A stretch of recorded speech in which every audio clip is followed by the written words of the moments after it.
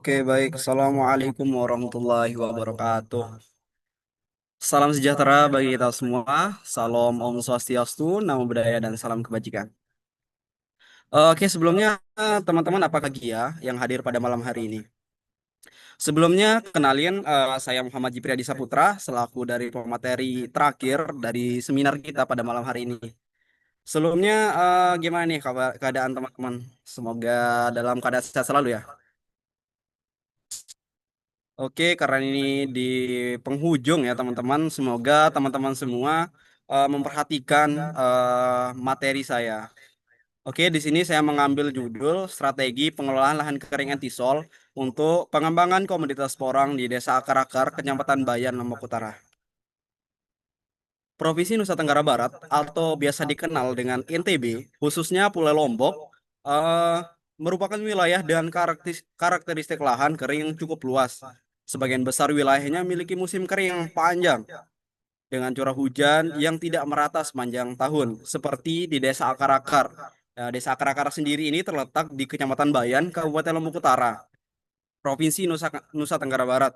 Nah, desa ini salah satu dari 12 desa di Kecamatan Bayan. Desa Akar-Akar ini tanahnya didominasi oleh tanah intisol. Nah, tanah intisol itu sendiri yaitu merupakan tanah muda yang bertekstur kasar, miskin hara, dan juga tanah yang lepas. Oke, di sini ada hasil dari analisis kami yang di mana C organiknya itu dengan nilai 0,81%, yang di mana ini sangat rendah ya teman-teman. Yang selanjutnya pH dengan nilai 6,1%, dengan harkat agak masam. Walaupun harkatnya itu agak masam, tetapi masih bisa menyediakan unsur hara yang baik untuk tanaman porang itu sendiri. Yang selanjutnya BV dengan nilai 1,23%. Ini sangat rendah. Sedang maksud saya, sorry. Dan yang terakhir tuh BJ atau berat jenis 3,31 dengan harkat yang sangat tinggi. Dan yang terakhir itu tekstur, di mana tekstur yang ada di Desa Akar-Akar itu dominan berpasir dengan nilai 59,82%. Sangat tinggi ya teman-teman. Di sini ada debu juga eh, dengan nilai 30,17%, dan yang paling rendah itu lihat 10,02% dengan kelas tekstur yang lempung berpasir. Oke, dari hasil wawancara yang telah kami laksanakan, benih yang digunakan di sana itu ada tiga macam. Bisa dilihat ya teman-teman. Yang pertama itu benih spora atau bunga porang yang di mana muncul setelah tanam porang 3 sampai 4 tahun. Dan yang kedua itu benih umbi mini, yaitu benih dari umbi porang yang ukurannya kurang dari 1 kilogram. Dan yang terakhir itu benih katak yang muncul di setiap percangan daun atau ketiak daun yang ukurannya kecil dengan berat rata-rata 10 sampai 16 gram. Nah, di sana juga memakai jarak tanam ya dengan alasan tertentu. Yang pertama itu apabila akan dipanen pada umur 8 bulan pada tahun pertama, maka jarak tanam 30 kali 30 cm. Yang kedua itu apabila panen pada periode panen tahun kedua digunakan jarak tanam 45 kali 45 cm. Dan yang terakhir itu bila panen sorry sorry. Bentar. Dan yang terakhir itu bila panen pada periode panen tahun ketiga, maka diperlukan jarak tanam yang lebar 60 kali 60 cm. Itu lumayan besar ya. Kenapa petani menentukan jarak ya supaya di sana petani bisa menyelesaikan ya panennya. Dan tanaman porang juga harus ditanam di naungan.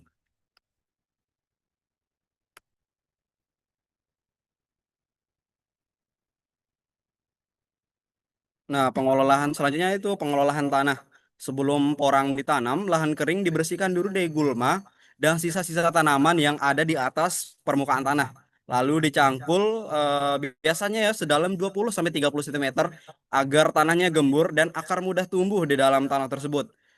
Setelah itu diberi pupuk kandang dan pupuk dasar seperti SP36 dan KCL untuk menyuburkan tanah.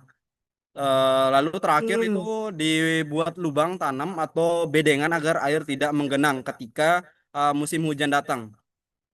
Tujuan dari pengolahan tersebut yaitu tidak lain untuk menciptakan kondisi tanah yang subur, sehat, dan siap mendukung pertumbuhan umbi porang secara optimal.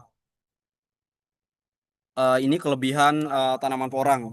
Ya lumayan ya teman-teman. Yang pertama itu tidak terlalu banyak perawatan. Kenapa porang itu tidak terlalu banyak perawatan?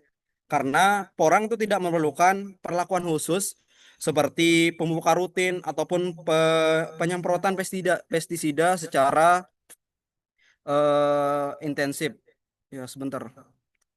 Apa nelpon nih bangkit. Sebentar ya.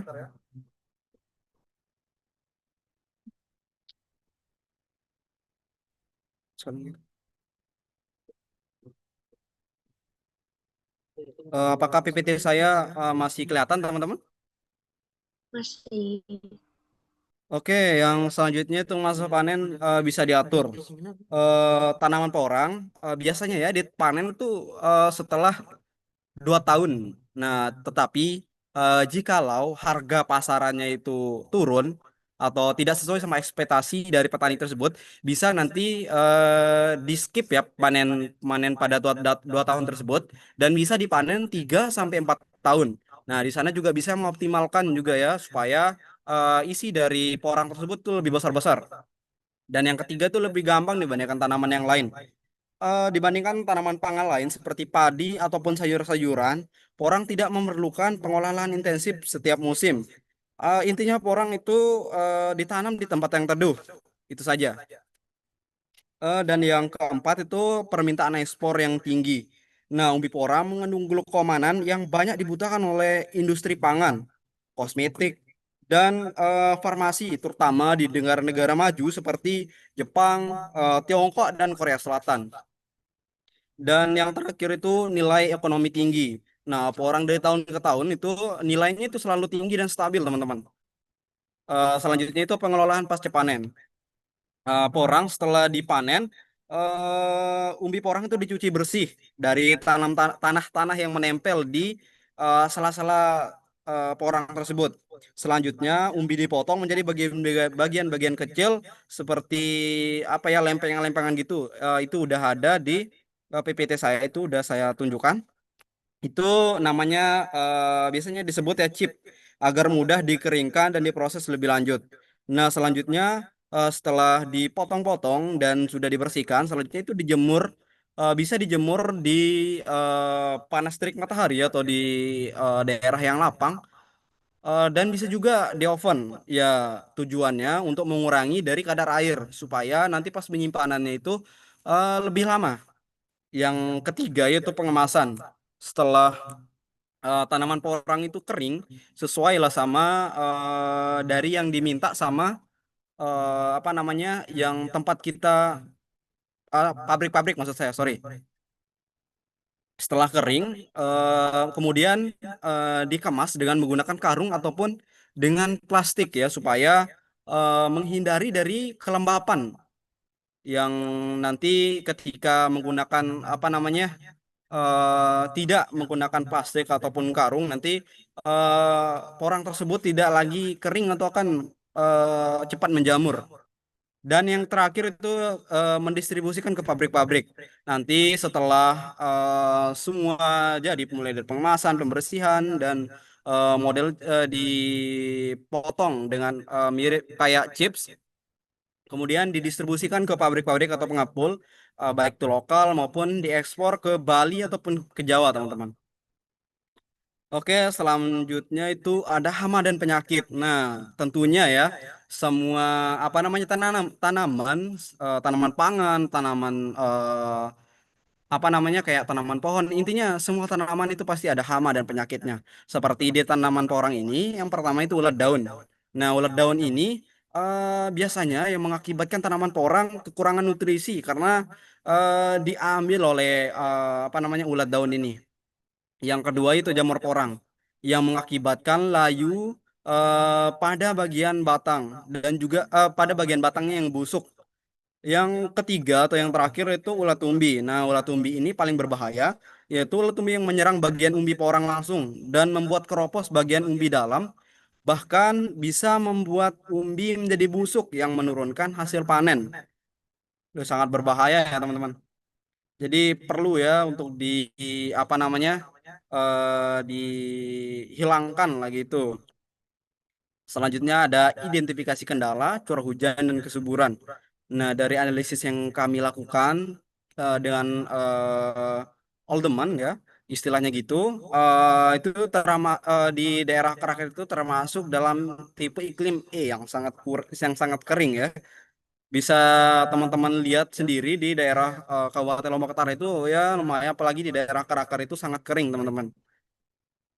Kesuburan tanahnya itu seperti yang saya jelaskan pada sebelumnya, memiliki C organik 0,81%, tergolong sangat rendah. Artinya tanah kurang bahan organik sehingga kurang mampu menahan air dan unsur hara dengan baik serta kurang mendukung aktivitas biologi tanah gitu. Ini dokumentasi kami yang telah melakukan wawancara dengan petani yang ada di Desa Akar-Akar. Ini namanya Bang Alvan. Itu apa namanya, mahasiswa lulusan ilmu tanah juga yang diutus sama Prof. Suwarji untuk mengembangkan desa di sana. Oke, itu saja dari presentasi dari saya. Kurang dan lebihnya mohon maaf. Terima kasih pada teman-teman yang sudah antusias ya untuk menyimak materi saya ini. Eh, Kurang dan lebihnya mohon maaf. Wabillahi taufik wal hidayah. Wassalamualaikum warahmatullahi wabarakatuh. Selanjutnya saya kembalikan ke moderator.